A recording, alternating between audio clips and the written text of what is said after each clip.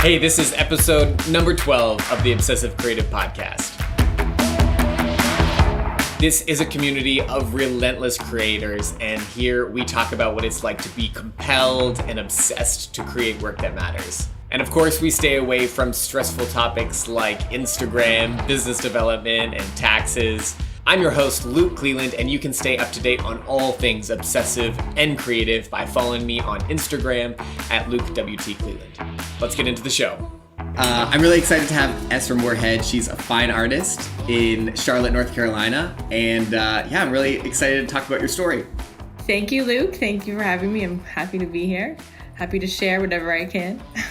Yeah, so let's just start off. Tell us a little bit about what you do and kind of your journey of how you got to become the artist that you are today. Okay, so I love the theme that you have, obsessive creative, because that pretty much sums up what I am. When I was little, I literally would cover everything that I could find with drawings. Horses were my specialty. I don't know, growing up mid-90s, for whatever reason, restaurants always seem to have paper placemats. I don't know. Did you ever remember that? Is that maybe just Swiss chalet? Could be. Okay, maybe. That. And so, I would cover them with drawings, and my grandparents would always encourage me, and my parents or whatever. And it's the type of thing where you just can't, whenever I have a pencil or a pen in front of me or whatever, I have to do something with it. I have to play with it. I have to draw something. So that kind of morphed into me always loving art, and then through school, loving it and studying it. And then my high school art teacher was from the Czech Republic.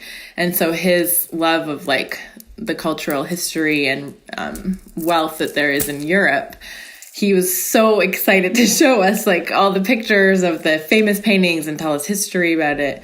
And all the different aspects of architecture. And he just really got me excited about art history and fine art. And then I remember the first couple times I got to go to real museums and see some of those paintings that he always showed us in textbooks, I would be so excited. I'd be shaking. I even cry in front of paintings sometimes because I'm so excited to see them. It's this weird transition of seeing it for so long on paper, and then all of a sudden it I remember the first time I saw Starry Night, I was a mess. I was a disaster. But since then I've spoken to other artists and they have the same response, so it's not just me. But I think it's the obsessive creative thing. It's a real thing, and the more artists I speak to, the more I realize it's not just me. It really is a huge community, and it's an amazing one. So I ended up studying art education in university, and then I returned to my hometown, Toronto, and I taught art there for about 8 years, elementary to high school. And then after that, I had 2 kids, so I couldn't really teach much more. I had to kind of back off the teaching part. And then when I was doing the late nights where the kids were not sleeping and I was going insane. I was I need an outlet and I need it bad. And so that's when I kind of started painting again and realized, heck, I really want to do this for my, I want to open my own studio. I want to really nourish this in myself. So I started painting. I started taking a few contracts here and there, opened my Instagram account. At the time, I called it Glendale Studio. After that, just have slowly started the journey. It's a journey. I'm not I haven't arrived. I'm definitely still on it. But it's one that I would never go back on. I love it. So going back a little bit to your art teaching days. One of the reasons why I wanted you on here was because I was one of your students. I know. You're one of my prize students, Luke. So you were my art teacher in my 12th grade, senior year, whatever country you're in, how you describe it. And I think one of the things that I want to talk about with you, especially because I know a little bit of kind of your move from Toronto to Charlotte, North Carolina, was this kind of change in community. Mm-hmm. And the thing that I really learned, or one of the things that really changed my thoughts about art was this idea of community. So so this was the first ever art class that the teacher would like make coffee and banana bread, which we had like a nickname for. And we would like, we would talk about art, paint, drink coffee in like we were figuring out it's probably not even legal. Is that even legal? I probably like broke so many like food health and laws. safety. Yeah. So like private school. What can we say? So I was very proud that at least in 2008 maybe, I was drinking coffee something like before that. it was cool. But that really that's right. We were the beginning of the hipster movement, but we didn't really know it, right? Yeah, no, we had no idea. And that really like changed art for me because I really liked art and I loved doing it, but the ability to like sit around and talk about things and Google like, oh, I like love that piece, or like that's weird. Like having this conversation around art and having this openness to talk about it and get to know one another was really changed things for me and changed kind of this, like, because I loved being around people and talking with people, it added this whole new dimension of kind of humanity to artwork, which I'd only seen kind of on paper before. Yeah, and that's one of the reasons why I love teaching it. Like one of the reasons why I pursued teaching it was because it was always the subject that most students love coming to. And like there's a balance of that because some kids are like, this is an easy class. I can just like not do anything in it. But one of the things that I really wanted to instill in everyone that I taught was like, you know, how can you show the value of something that looks very different than the rest of your academic courses, you know? And there is a value. Okay, I know like 9 times out of 10 in a small private school, the students are not going to pursue art as a living, you know, like just the statistics will tell me that. But still, for the ones that had to take it and they maybe didn't want to take X, Y, Z, other elective, I still wanted them to know like there is so much value in learning about creative problem solving, creative thinking. Like heck, where would we be without creative thinkers in any other industry? And so like bringing people together. I loved the fact that I could get to know the students on a different level than if I was teaching math or science. You know, I could ask them like, what's going on? Like, who likes who? Like, what's the drama? You know, I could find all that out. But it was very meaningful to me and actually very formative for me actually as an artist as well. And I didn't even really know it at the time. So yeah, it's definitely a huge part, the community around art. It's a huge, huge thing. Yeah, and I was thinking a little bit, because that was really around those years was like the change in my own mind of like, I really like enjoy this whole process. And we were talking a little bit before we started recording that talking about like the play that has to be seen in your creative practice. Like if all you're doing is pushing yourself to produce and like do the business and do all these things, and you don't give yourself time to experiment, make mistakes. Like I was thinking back to those art classes, there was a good amount of like goofing off, like trying things, like making ugly faces out of oil or acrylic or whatever, like making fun of the guy beside you who's like doing a terrible thing or whatever, or like terrible. Sorry, Charlie. Like doing like he was actually a really great artist. A good Wait, friend what was of mine. that one about the assumption of the Virgin? The Assumption of the Virgin, like learning all these like crazy, like just experiencing art together and having some fun in it. I think back to this time where I was painting and having fun. Like I remember, like even I think one of the projects we had was like, duplicating, I don't know if this was in your class or not, but like duplicating a masterpiece or whatever. Yeah, and so I did a Van Gogh piece. Yeah. And so I like painstakingly like copied this Van Gogh piece, like, which now seems like a ridiculous amount of time that I spent on this thing. But I had so much fun because I was doing it and also talking with people and also having fun. Like it was a much more like, I wasn't focused on like, I got to get this piece out and like, I better get 1,000 likes on this thing. Well, that was before the whole Instagram phenomenon too. Totally. So we didn't even have to worry about that. Yeah. But yeah. So how have you seen that in your work, like, or your experience? Oh, wow. It's a game changer. Absolutely. At the beginning, it definitely helped with even, first of all, getting your work out to the world. It's like an open face portfolio for anyone to see your work. It's an amazing tool. I can't say that I would use it as my like business model per se, but for me, the biggest benefit of Instagram has been community and networking. Like that has just helped me exponentially. So yeah, like I'll make sales through Instagram. Sure, a good way to find commissions or just, gain followers. But mostly for me, it's been building, like finding other artists and networking with them.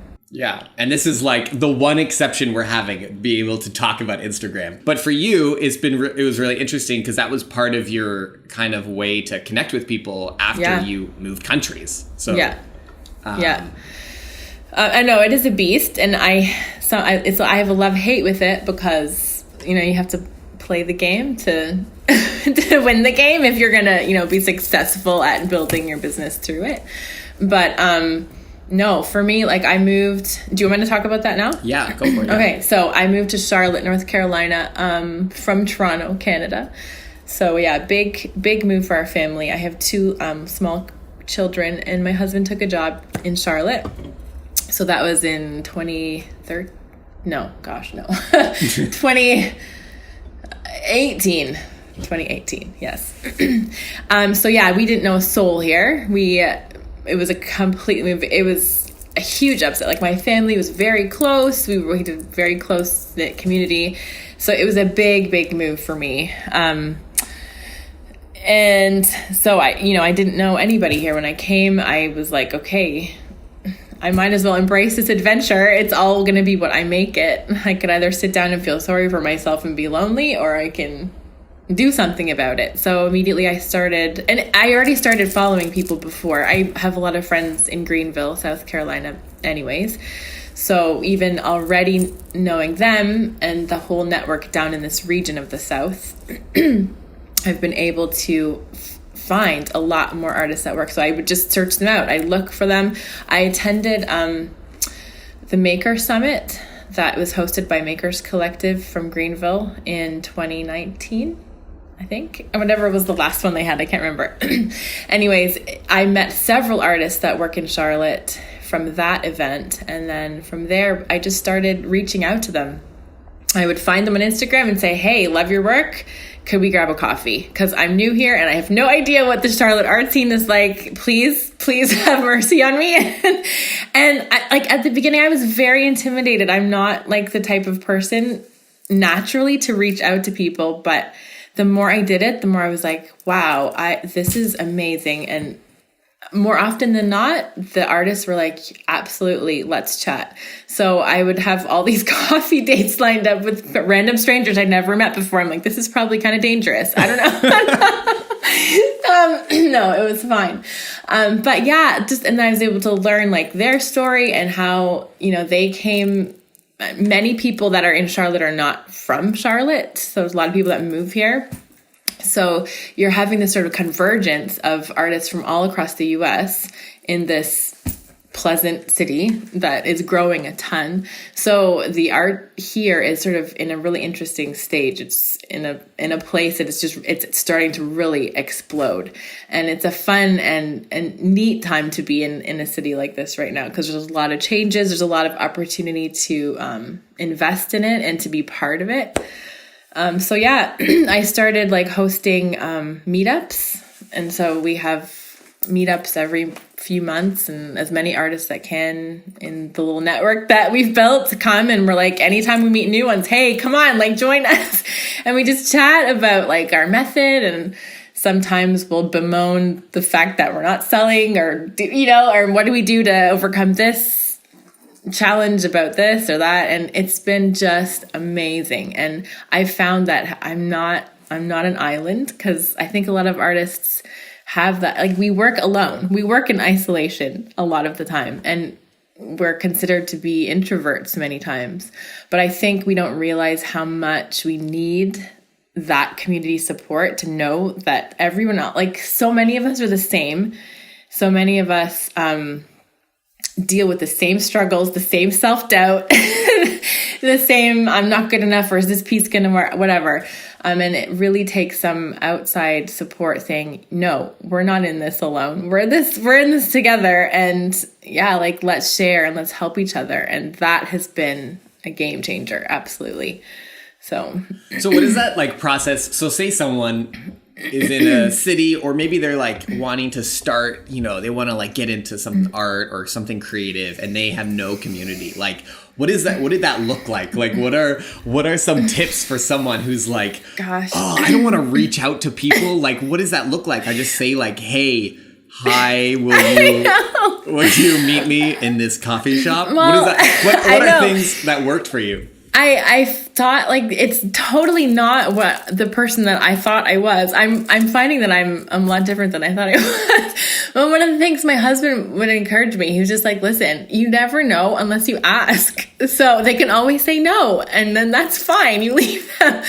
But I think you have this idea based on somebody's internet persona of what they are. And I would look up to so many of these artists I've followed, and I thought, wow, like, they're so untouchable. Like, but then when you reach out, you're like, oh my, like, they're very normal people. They're willing to share their journey with you. And sometimes then you'll find there are people who are just beginning, and then you can help them. And so this is really this cool sort of holding hands together. We're in this together. We're marching forward. And so, I mean, for me, it was just like, I followed them. I would like start interacting with their profile, and I just reach out with a DM and be like, hey, I'm a new artist to this area. I just would love some information about how you made it here, or what the art scene is like. Would you be willing to sit down and have coffee? And most of them say yes. So and from there it's cool, because then you can find out like what events they're involved in, where are the galleries, where are the, First Fridays, where are the gallery crawls.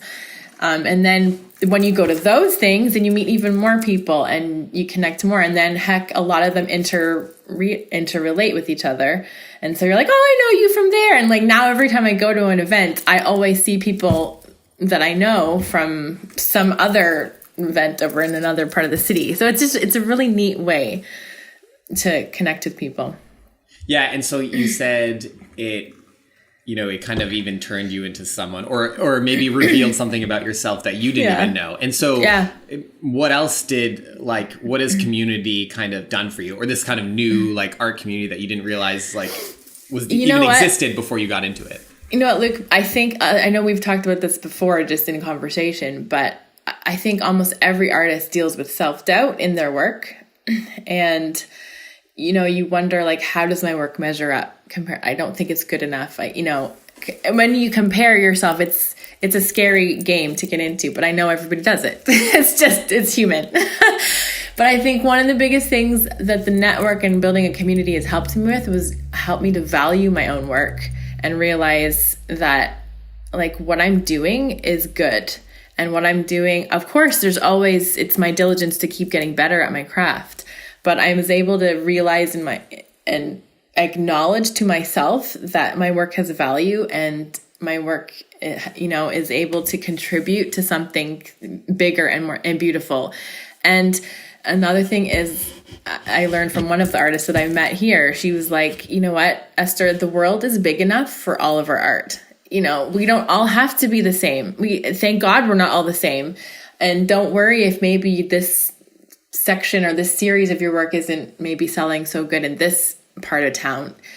You have a whole world, so you don't have to worry about making your work. Because, sometimes you're like, well, maybe I should change my style to look a little bit more like this, or what's more trendy or whatever.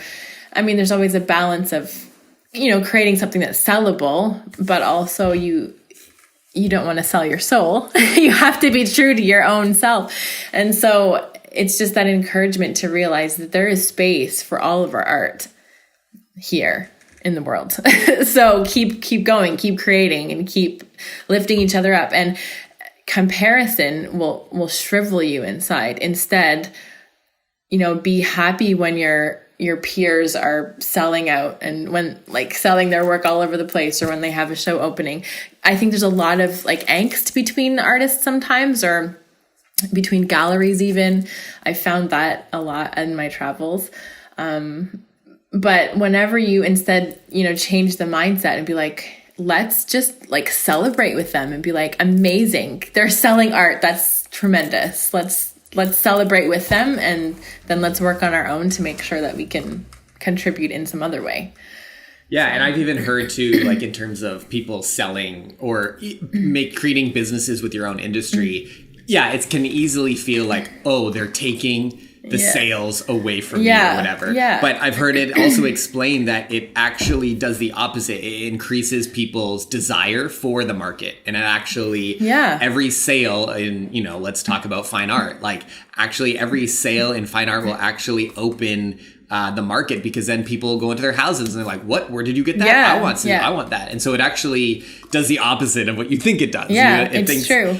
You think it takes it away, but it actually increases people's appetite for, what you're selling. And everybody loves like, a cool event where you can go and like, meet around with people, have a drink, there's like live music and there's food, and it's just everybody loves that kind of thing. So in a city vibe, like I don't know, I'm finding that in Charlotte anyway, because it's growing so much. Like the art scene is just really starting to explode. I think I mentioned that earlier. So people are excited about it. People who don't know much about art, people, the demographic here is a lot of family. Like, so they're not typically what you statistically consider to be people who are buying art. But I think that it's starting to shift, and we're starting to see a lot more excitement about the arts and a lot more sales in citywide. So it's exciting to see. I'm excited to be here in a time like this. So, and we're seeing like tons of murals popping up all over the city. It's amazing. They have like mural festivals now, and like really amazing artists. It's phenomenal. And yeah, it's really cool. Yeah. So what do you think has been like kind of the most important aspect of like connecting with community now? As specifically as like growing as an artist. I don't know if I asked this already, but yeah, we touched on it a little bit. I think it goes back to the value of my work, but also I think it gave me a sense of freedom to explore new things and not be afraid. I was always like afraid to try things, but I think once you realize like what you are doing is good, and you need to explore new things. You need to, morph your work into whatever it's going to become. And it's always changing. I think every artist's work changes as they grow. So yeah, I've experimented with a ton of new things I never did before. And I'm right now on the verge of totally changing, or I haven't even shown it to the world yet, but I have a whole new series that's coming, and it's different for me too. So I'm excited for that. So yeah, I think it's just been a huge personal growth as an artist myself in my own work, and just feeling that freedom to try it. And why is like trying things that might fail important? Like why, what's the point of doing that? Like why not just like do things that are working? Like, because if you're an obsessive creative, you can't live like that. You can't, it's in you. Like you can't quench the fire. Like once it's in you, I think like if you're going to be a wise business person, I know my husband would tell me this too. He's like, you need to find your bread and butter and like keep doing that. But you need to also ensure that you have time in your schedule to play and to explore, so that you don't quench that creative fire inside. Because I think once your work becomes a chore, then I think it's dangerous.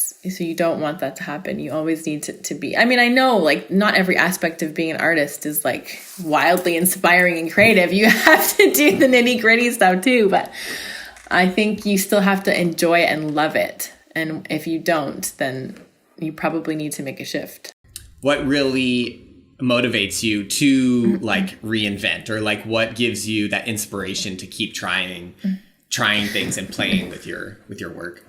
Yeah. So for me, like, my biggest inspiration is places. So I'm obsessed with travel, and I love seeing new places. It kind of goes back to my intrigue of like art history and culture that was instilled in me like way back in high school. But, exploring new places and seeing like human interaction with them. I've gone through several different avenues with my work. Like I painted animals, and I painted landscapes, and I painted architecture. So like this new series, I'm incorporating a lot of figures now. And I think it's sort of one step on top. Like every section feels different, but then as I see it and as I look back and I see the progression, I'm like, yeah, it all does connect. Like I'm just sort of adding pieces to the puzzle as I go. And I love, like I said, the world is big enough for everybody's art. And that's the point. The world is big enough. So I love like going and seeing new places and how people shape those places, and then how the places shape the people. And I think that's really interesting. And that never runs dry. It's because the world is always moving, always changing. And then heck, right now, we would never have guessed that we would be in the middle of a pandemic where the streets are empty and, the cities are quiet. And that intrigues me in itself. Like I wonder what, how all that will affect the arts as well, because I'm sure there's going to be a lot that's going to come out of this as well. But yeah, what has been kind of one of your most favorite like places, or places that really like inspired you? Well, I spent some of my childhood in Ireland, that. So that will sort of always be my go-to for sort of landscape inspiration. It's part of my soul. I just love it. But probably like maybe Europe is my favorite. Like all parts of Europe. I don't have a favorite. I have to say Africa. I don't know. It's all they're all equally inspiring in their own way. Yeah. And what do you find that like connects you to like seeing a place with different people and different architecture? Like why is that like inspiring? Maybe because we're all like what somebody's mundane is somebody else's exotic. And I'm intrigued by that. So like when I go to a place that I've only ever read about or seen pictures of, and it's coming alive to me like right before my eyes, I'm like, oh my gosh, this is so amazing. And then somebody's walking down the road like they're taking their groceries home. And you're like, fantastic. I even love I love capturing that. I think that's it's just a really cool thing. Yeah, which I think that's so great. Like, I think that goes back to even your community idea where, like, you come into a community and you're like, my work is not that great or whatever. And then when other people see your work, it's like that similar idea of like, what you see what you're just used to all the time. You just have your ideas. But if you actually open yourself up and share yourself to a community, those people aren't you. They don't see what you see or think what you think. And it can be eye-opening to everyone involved. Yeah, and I think one thing also that is really amazing about it, and how it all connects to me anyways, is how something like Instagram, I keep referring to it just because it's a tool that I use, but it creates a community that's not so tight-knit either. Like right now, I've loved the local community of Charlotte, but also like I speak to artists all over the world. Like I have almost weekly conversations with a good friend in Cape Town, South Africa, that I met through Instagram. I speak to the artists in Europe. Like it's just amazing how we all have the same struggles no matter what. Like and if you're a creative, no matter where you are on the planet, you have that same fire inside. So it's not just localized to one country or one area. And I think that's what I really want to communicate even in my work too. Is that it's a global thing. It's not just it's not just local centric. Is that a word? I don't know. And I love how you were telling me earlier too that you like talk with artists while you work. Oh yeah. Oh my goodness. And it's funny, like that's like actually that while you're started painting. Through my friend in Cape Town. She was like, can we chat while we paint? Because it just really helps me. And then we did that. And I'm like, oh my goodness, this is amazing. And so now I do it with all kinds of artists. It helps me disengage. Like I know like podcasts are really great. I'm gonna keep doing that too. I kind of bore of music sometimes too. So when I speak to artists while I paint, it helps it helps my creative flow, and it helps me not put too many demands on myself as I work. And then I'm also hearing about what's going on in another artist's life, or what they're facing, and we compare notes, and then we share pictures of what we're working on. They're like, yeah, we can do this, or you can critique as you go. So this one was a painting that I did when I was speaking to my friend in Cape Town, and in the middle of the water crisis that hit them a couple of years ago. And so it was a time when I was in a really big creative slump, and didn't know what to paint or whatever, and I was exploring some abstract stuff, as you can see. But this is the painting that came out as I was speaking to her, and she's telling me all the stuff, water rations, and how they only had a certain amount of water a day they could drink and bathe in and use to cook with and everything. And here comes this massive painting that looks like it's echoing water, and it's just neat how your brain does that. It's an interesting. I've learned so much in the last 2 and a bit years, just especially from other artists, and just learning that I'm not alone, and you can definitely benefit from a community. Where do you so that painting came out of a conversation you had, but in photography, it's in some senses a lot easier because you have your subjects in front of you. At least you can choose something, right? You can choose something to incorporate or put together. But with painting, you have just this empty hole in front of you, and you have to fill it. How do you even start? Or do you have kind of a process of what you go through of okay, I kind of have this idea, or how do you even start? It seems so daunting. I know, but it can be both. It can be both. Sometimes I'll approach the plan, but sometimes not. I remember hearing the podcast interview you had with Teresa Roche, and she was saying she often doesn't know. In an abstract painting, you don't know what's going to come out. And that was the same case with this one. But there are some paintings that are very organized, and I know exactly what I'm doing and where I need to go with it. So it really just depends on what you're working with at the time, or if it's a commission, or if it's just for your own interest or play or whatever. I was speaking to another artist last week. She's just sort of starting out on her journey. She's curated a gallery and stuff before, but she's only just starting her own painting right now. I'm not really sure if she's going to pursue it, but she's I just need somebody to teach me how to do a style, or how. She's I just want somebody to show me I like this style. I want you to show me how to do this. And I just remember, I just told her, you can't really, you can teach some things, because she was bemoaning the fact that she didn't go to art school and she didn't learn all of the things. She knows a lot of music, but she's not really trained in art. And I told her you can't, there's a lot of things you can't teach. A lot of things you just have to do by doing it. And I always remember a quote by Van Gogh, my hero, that I'm always I think I put it on one of my classroom walls at one point, but you learn by doing, and you become a painter by painting. You have to just do it to become it.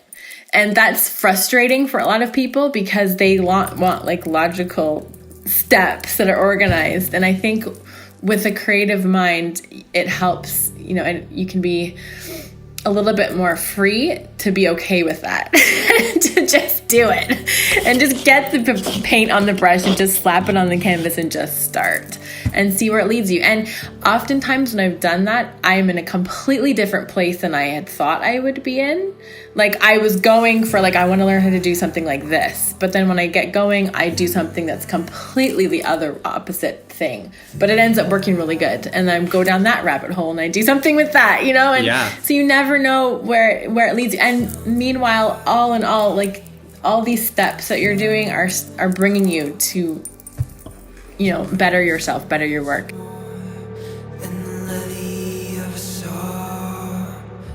Thanks so much for listening this week. If you'd like to see more of Esther's work, you can go to her website, esthermoorehead.com, and you can also find her on Facebook and Instagram under Esther Moorehead Art.